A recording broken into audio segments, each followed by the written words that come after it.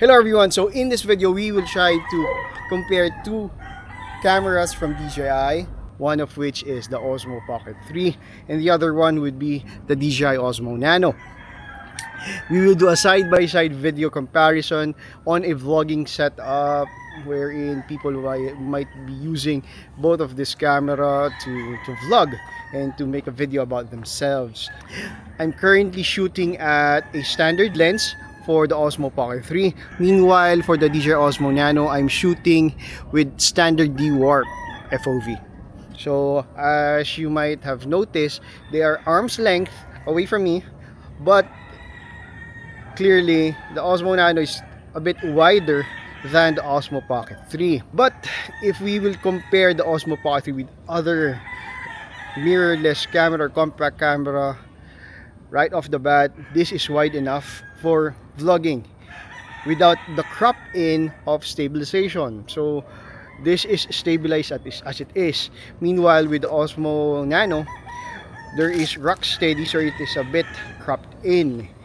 So we will just try to walk around and let's just compare how the video looks like for both of these devices. And clearly the 1-inch sensor of the Osmo Pocket 3 is showing more detail than the Osmo Nano, but is it too big of a difference? I don't think so. We are at ultra wide with the Osmo Nano. There's a big difference on my face. It's much, it is wider with the Nano than the Osmo Pocket 3. So really, people are, especially those vloggers, they actually use the Osmo Pocket 3 to vlog because of how big the sensor is, 1 inch, and how little your setup will be. But the problem with this Osmo Pocket 3 is that it's very fragile. So if ever you drop this and the gimbal hit the ground first, goodbye to your DJI Osmo Pocket 3. Meanwhile, using a camera such as this or any action cam for that matter, it's very durable. Even if you drop this, it won't have any problem at all unless you break the lens or the screen, something like that. And I will actually put this on my FPV drone and I will shoot a video using the Osmo Nano. Okay, so really, the very small size of the Osmo Nano cannot be beaten, really.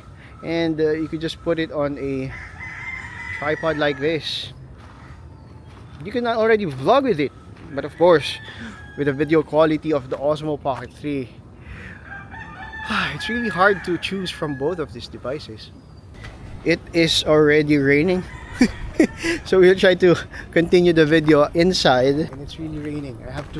That is one problem with the Osmo Pocket 3. When it is raining, you should stop shooting your video. But action cams, or even with the Nano, if you're only using the main cam, you won't have any problem even if it's raining. So that is one problem of the Osmo Pocket 3. When it is raining like this, I have to be very careful using this. You really have to take care of this. So let me just place it here. This is the Osmo Nano, while we try to set up the Osmo Pocket 3. So I'm shooting now with both the Osmo Nano and the Pocket 3. Let me just put it at a similar angle. Okay, there you go.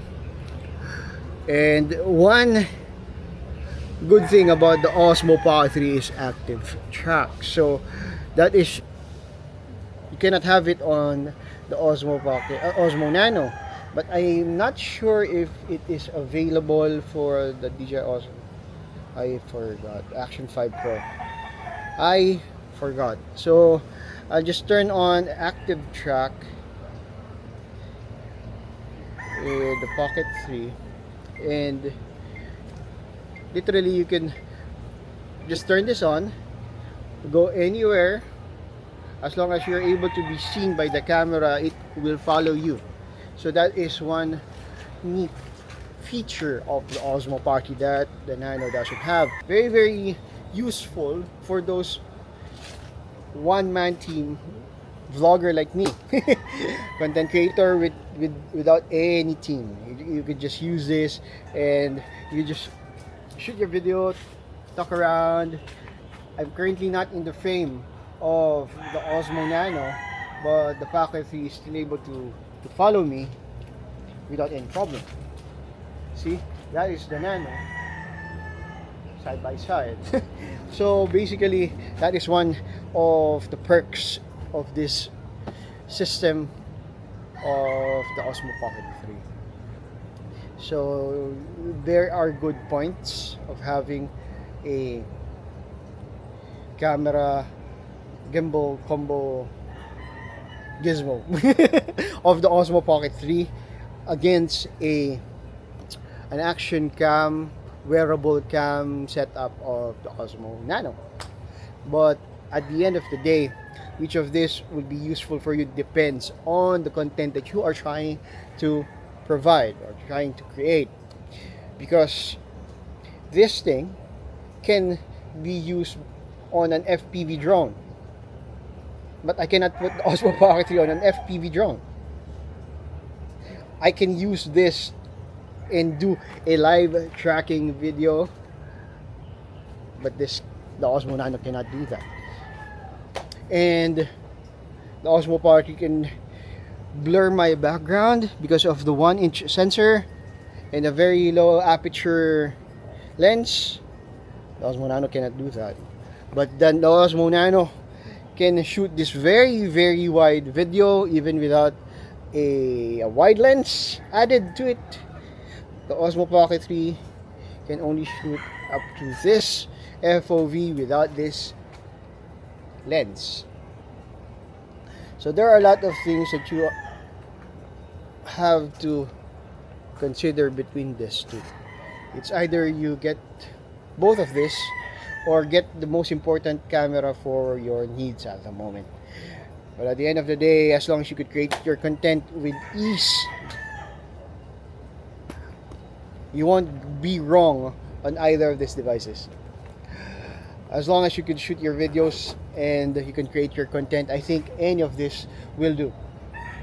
Just like your phone, if you only have your phone as your camera, it doesn't matter. As long as you are creating your content constantly, consistently, and with quality.